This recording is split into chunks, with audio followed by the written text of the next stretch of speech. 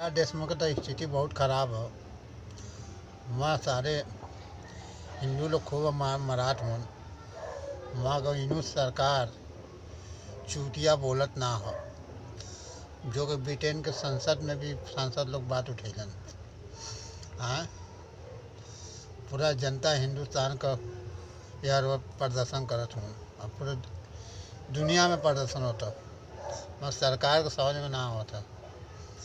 मोदी सरकार को चाहिए कि कल आक्रमण करके जितना हिंदुआना इलाका पूरा कब्जे में अपने ले लो चाहिए, जैसे बांग्लादेश की अबूरी हुकूमत के नामजद सरबराह मोहम्मद यूनुस के खिलाफ लोगों का गुस्सा फूट रहा है। सड़क पर बांग्लादेश की अंतरिम सरकार के मुख्य सलाहकार मोहम्मद यूनुस की तस्वीर वाले पोस्टर, जिन पर लिखा है कि मेरी तस्वीर पर थूको और मुझे जूतों से मारो। मोहम्मद यूनुस की भी जो है इस वक्त जो है हवा बहुत ज्यादा टाइट हो चुकी है। अरे इंडिया ने कितना कुछ किया उनके लिए, क्या नहीं किया इंडिया ने बांग्लादेश के लिए। ये बड़ी खबर हम आपको बताते हैं। ब्रिटिश संसद में उठा बांग्लादेश में हिंदुओं पर हमले का मुद्दा।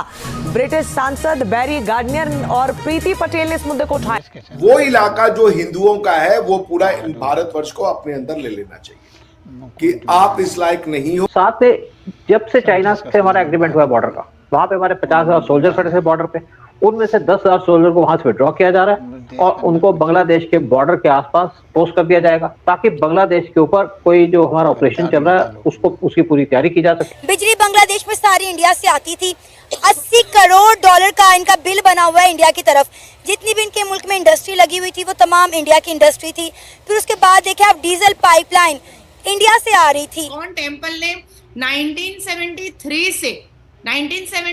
से बांग्लादेश के मुसलमानों की बेटियां तक भी आई हैं।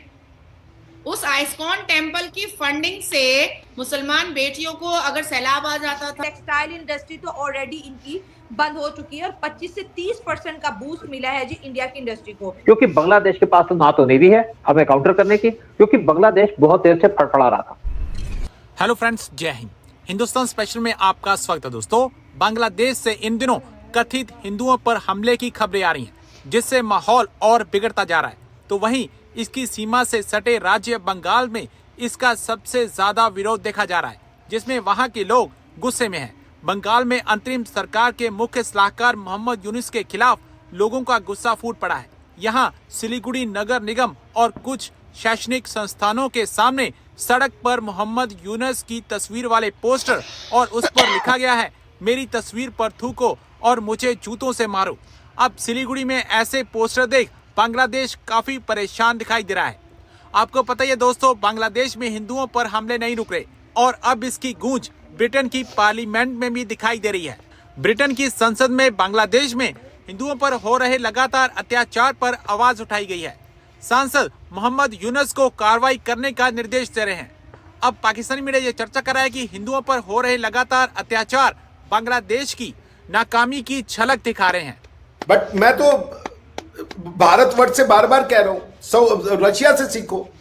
यूक्रेन ने डोनेस्क और लुहांस्क में जो रशियन स्पीकिंग एरिया है, वहां पे अकॉर्डिंग टू रशिया, मैंने कोई फैक्ट फाइंडिंग मिशन में नहीं गया था, लेकिन जो मैंने पढ़ा उस आधार पर बता रहा हूं। अकॉर्डिंग टू रशिया, वो जो रशियन स्पीकिंग लोग थे उस पे जो यूक्रेनियन स्पीकिंग लोग थे वो जुल्म ढाते। रशिया गया, उसने उस पार्ट को अपने यहां मिला लिया, वो कहा ये पार्ट मेरा है।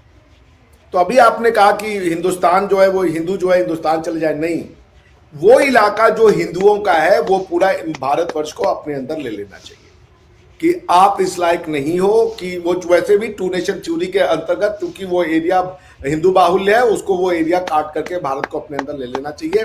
और फिर ये बंगाल को वहां पे अपनी आर्मी लगा दो, उनसे आप टैकल कर लोगे, कोई बहुत बड़ी चीज नहीं है इस तरीके के उनको टैकल करना।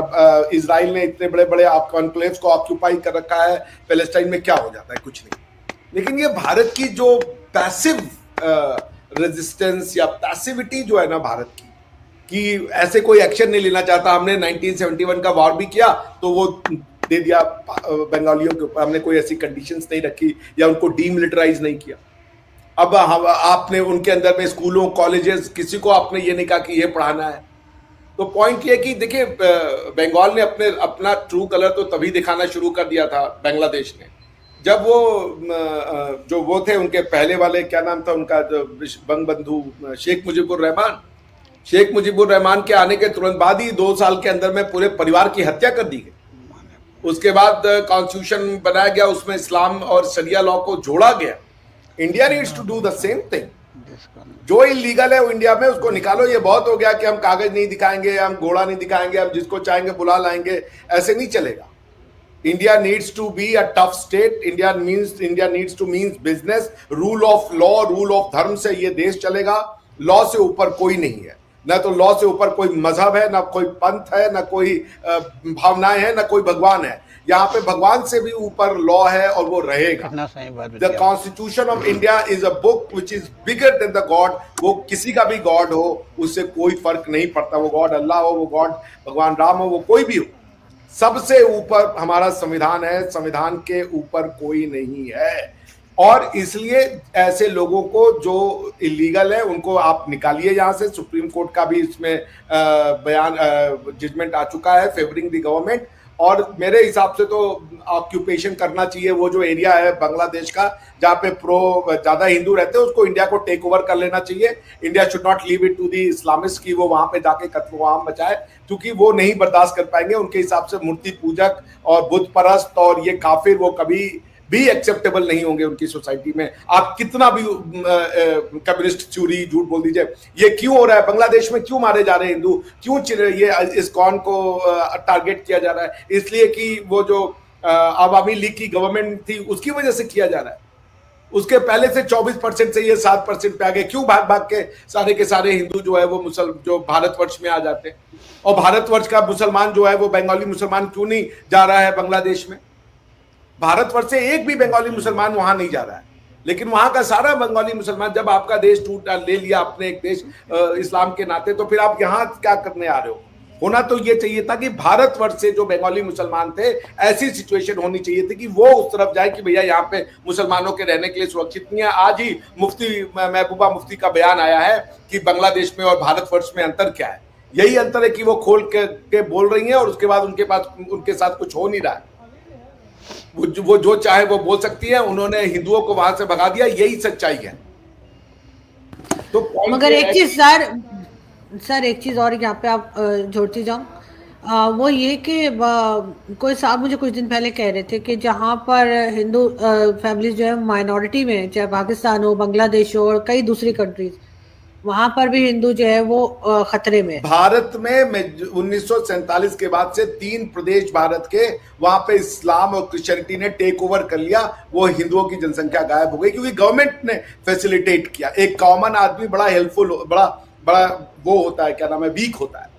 आप उसकी अगर आप मेरा हिंदू बने रहना पाकिस्तान में डिसइंसेंटिवाइज कर दीजिए, मैं भी झकमा के कलमा पढ़ लूंगा कि जिंदगी तो रहनी है, यही रह लो, जो भी जिस हिसाब से रहना है वो रह लो। सेम चीज यहां पे किया गया कि हिंदू होने को डिसइंसेंटिवाइज कर दिया। मैं आपको 3 एग्जांपल देता हूं कैसे और कैसे खतरे हैं हिंदू में। वक्फ एक्ट लाया गया, उसमें वक्फ के कुछ मुसलमानों को यह पावर दे दी गई कि तुम्हें जो जमीन लगती है कि वो वक्फ की है, उसको जाके बस एक नोटिफिकेशन कर दो और वो वक्फ की जमीन मानी जाएगी। कब से हो, वो भले 1676 में किसी टीपू सुल्तान के चचा की जमीन किसी को दी गई हो, वो कह रहे उस समय टीपू सुल्तान वहां पे था, जमीन हमारी है। भारत की जमीन वो इस्लामिक जमीन हो रही है।